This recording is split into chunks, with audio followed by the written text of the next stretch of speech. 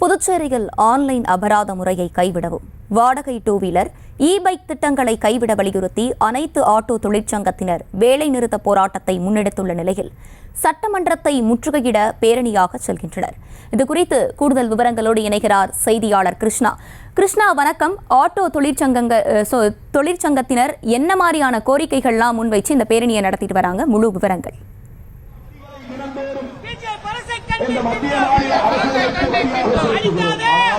புதுச்சேரியில் ஆட்டோ தொழிலாளர்களுடைய வாழ்வாதாரம் முற்றிலுமாக பாதிக்கப்படுவதாக இன்று வலியுறுத்தி புதுச்சேரியில் இருக்கும் 4000க்கும் மேற்பட்ட ஆட்டோ ஓட்டுநர்கள் இன்று வேலைநிறுத்த போராட்டத்தில் ஈடுபட்டிருக்கிறார்கள்.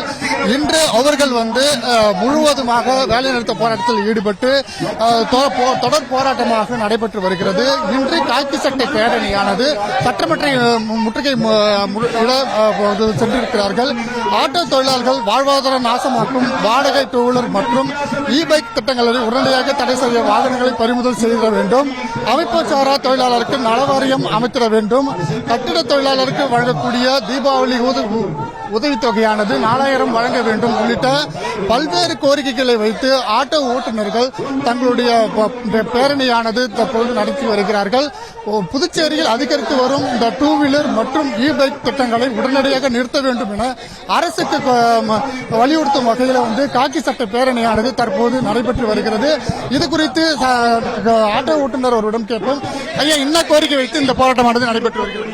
புதுச்சேரி மாநிலத்தில் மக்களுக்கான ஆட்டோ கட்டணத்தை வசூலிப்பதற்கு மொபைல் ஆப் மூலமாக ஒரு செயலியை புதுச்சேரி அரசாங்கம் உருவாக்கி மக்களுக்கான கட்டணத்தை வசூலிப்பதற்கு ஏதுவாக இந்த புதுச்சேரி அரசாங்கம் நடவடிக்கை எடுக்க வேண்டும்.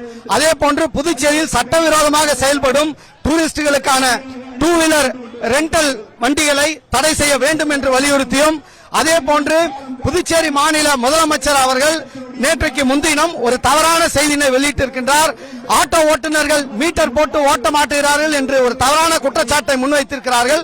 அனைத்து ஆட்டோ தொழிற்சங்கங்களும் ஒன்றிணைந்து மீட்டர் போட்டு ஓட்டுவதற்கு நாங்கள் தயார், அரசாங்கம் அதற்கான நடவடிக்கை எடுக்க தயாரா என்று கேட்டு இந்த போராட்டத்தை ஒட்டுமொத்த அனைத்து தொழிற்சங்கங்களும் CITU, LPF, LLF உள்ளிட்ட அண்ணா தொழிற்சங்கம் உள்ளிட்ட INTUC, AITC உள்ளிட்ட அனைத்து தொழிற்சங்களும் உள்ளிட்டு இன்னைக்கு இந்த ஒட்டுமொத்த அரசியல் மாற்றங்களை மறந்து அனைத்து தொழிலாளரும் ஒன்றிணைத்து இந்த போராட்டத்தை நடத்துகின்றோம். புதுச்சேரியில் அதிகரித்து வரும் இந்த இருசக்கர வாகனம் வாடகை மற்றும் இ-பைக் சேவையை உடனடியாக நிறுத்த வேண்டும். தொழிலாளர்களுடைய நலனை பாதுகாக்க வேண்டும். புதுச்சேரியில் அரசாங்கம் அறிவிக்கின்ற இந்த ஸ்மார்ட் திட்டத்தை உடனேயே அரசு நடத்த வேண்டும் உள்ளிட்ட கோரிக்கைகளை வைத்து சட்டமன்ற முற்றுகை போராட்டமானது தற்போது நடத்தி வருகின்றன.